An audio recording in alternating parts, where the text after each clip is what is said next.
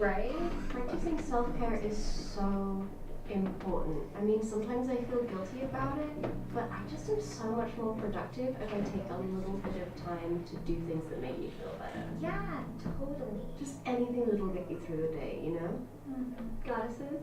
Oh, last night I was going to call my parents, but instead I watched 3 episodes of Crazy Ex-Girlfriend. Is that bad? No, it's just self-care. I mean, you just sometimes have to take a little bit of time to recharge yourself, you know, right? Angels, I have a confession. Oh, I love confessions. Yesterday for lunch I was going to have a salad. Oh, I love salad. But I ate 13 glazed donuts instead. Yum. Was that naughty? Did that make your soul feel better? You know, it did. Well, everybody knows that soul health is so much more important than body health. Like, that is self-care 101. Okay, phew. You know, a thing that I've really been into recently is that I cut my work hours down from 40 hours a week to like 0. Does that make me an awful person? No! That is so self-caring. It's not lazy if you need. I need it. And I feel so much better now. And I just like basically get the same amount of work done.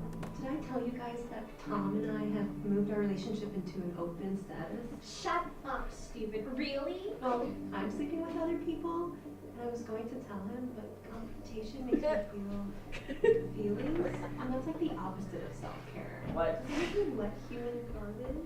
You cannot tell him, and you cannot stop. I mean, think about how terribly it would affect your equilibrium. He's happier when you're happier. Yeah. That's what relationships are all about. That's what Oprah's always saying. I love okra. My women. I think I'm just gonna not pay my taxes this year. Should I just go jump in a haunted lake because I'm so morally bankrupt? Oh no, that's a great idea. I mean, on the one hand it's illegal, but on the other hand, think of the amazing self-care I'll be able to do with that extra $5,000. Oh, totally. It's the same reason I robbed that convenience store. Jesus. Like, okay, you know, fine, I could have bought stuff, but shooting up the place, like, really filled me with a childhood joy that's so important to chase out of me. Oh no! Is that wrong, babies? That is so self-caring. No. Anyway, if that was wrong, all 3 of us would be in jail for enslaving everybody in the office.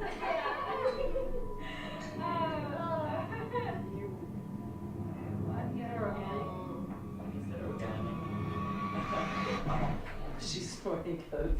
Yo, vos querés last time Okay, too. what? No, let's keep school. Let's start one. Self-care. Okay, so should someone hit the light? Hit him, Luke. Hard.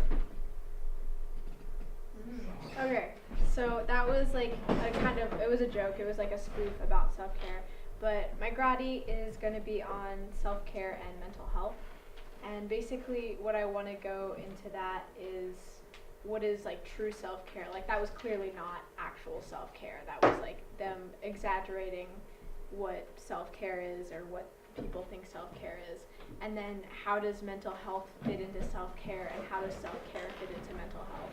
So basically, what do you guys think of when you think about self-care? Any answers to that? Goody, what do you think of when you think of self-care? I personally think that self-care is very, very necessary, but you know, the one thing that it didn't have in there obviously was a joke, but it was balance, right?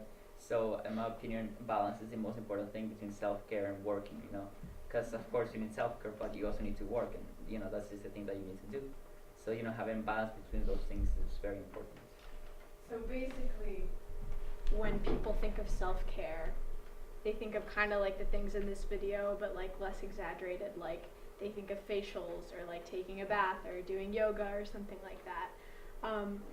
And that's like what kind of social media and present day life is kind of like pressuring on people. And one of the things that I want to talk about with this is social media, specifically Instagram. There's these accounts on Instagram that kind of, they advertise themselves as like self-care things. They have like these handles that are like self-care hub or self-care tips, and they have these posts that, like, when I was actually practicing my Graddy pitch, I used as an example, like for the first page they have like 2 pictures, And I used for my example like a pretty girl in Starbucks. And the first one that I checked when I was like looking on one of these accounts was a pretty girl in Starbucks. They have like these pictures that are like aesthetically pleasing, and they're like, oh, that looks pretty, I'm gonna click on that, I wanna look like that, I wanna have Starbucks.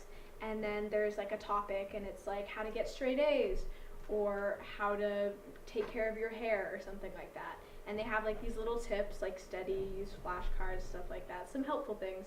But one of the biggest problems I have with these accounts is they have these posts that are like how to get a bigger butt, how to get a flat stomach.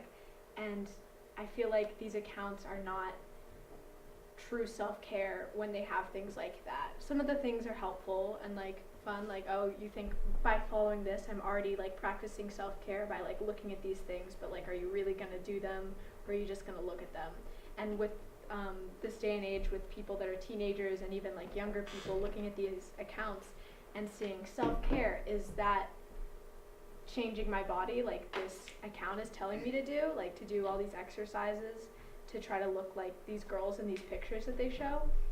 So that's one of my biggest problems with those Instagram accounts, and just social media in general kind of pressuring people to do self-care and like take care of yourself because it's like so important, right?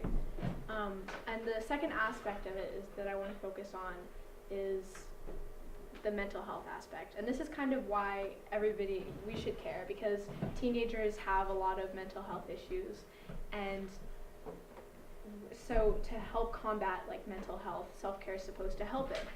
So that's kind of part of why it's like pressured on us. And when I was doing my research, I found these examples, these articles written by people, one specifically about this woman who had like major anxiety, and she tried to use self-care to help her combat her anxiety. And so she would take a portion out of her day to go on a run or do yoga or read a book by herself. And she ended up having these panic attacks when it was time to practice her self-care. And it was kind of led to something that a lot of people with depression and anxiety have generally, and then with self-care as well, is like an overwhelming sense of guilt. And that's like, I'm taking this time out of my day to like do this, like, do I even deserve this? Should I even be wasting my time on this? And it's like, should you? Is like self-care like really gonna help you, or is it just gonna give you like guilt or anxiety or a waste of time or something like that? So basically, I want to ask my question and like push forward, like, what is true self-care and taking care of yourself, and how can you use it to become your best self and be in your best mental state? And why I care is because I think that self-care is important, but it's different for every person. Like, it could be like one person, their best form of self-care could be forcing themselves to go out to a party so they can socialize because maybe they have social anxiety. But another person, their form of self-care could be staying home from the party and being at home with their cat or something like that. So it could be like completely opposite for different people. And I just want to learn more about this because I think it's super important. And I think that it's just something that if it is good for you, then I think that we should all start doing a little more, even if it's just like a little bit.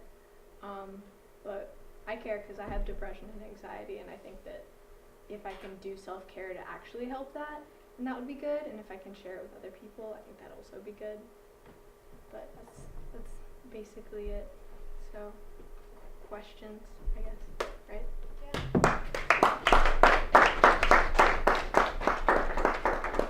Right, any questions for Malaya?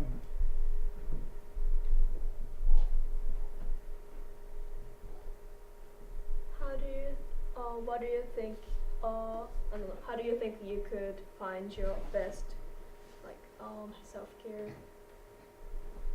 Like the best thing for you? Yeah, for you.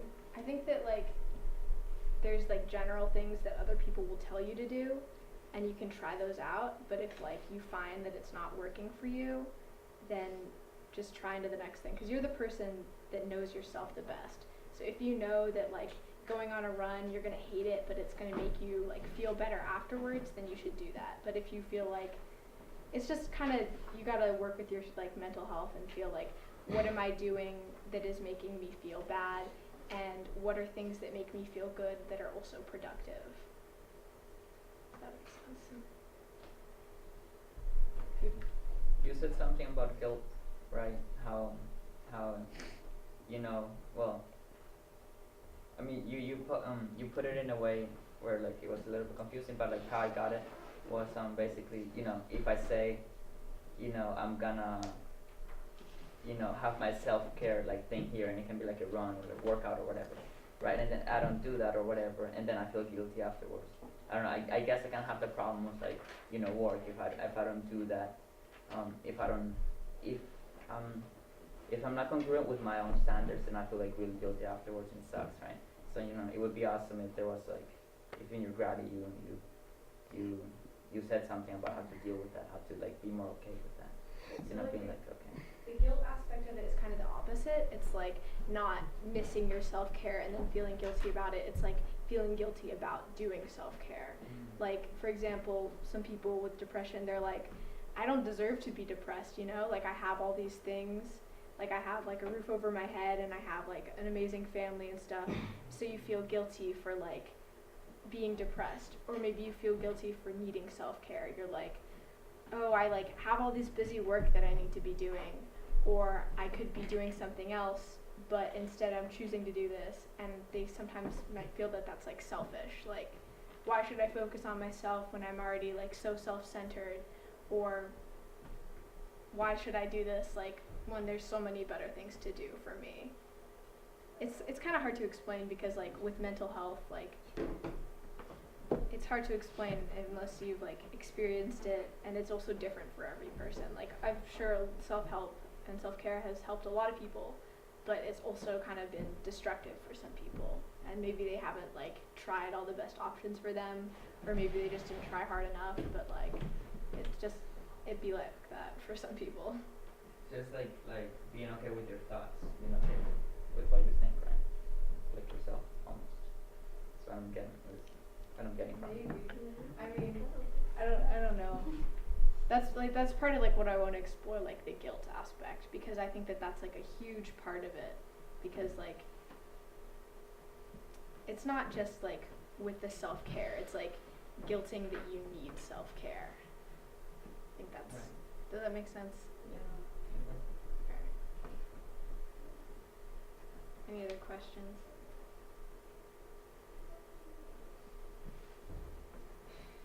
Okay, thank you very much.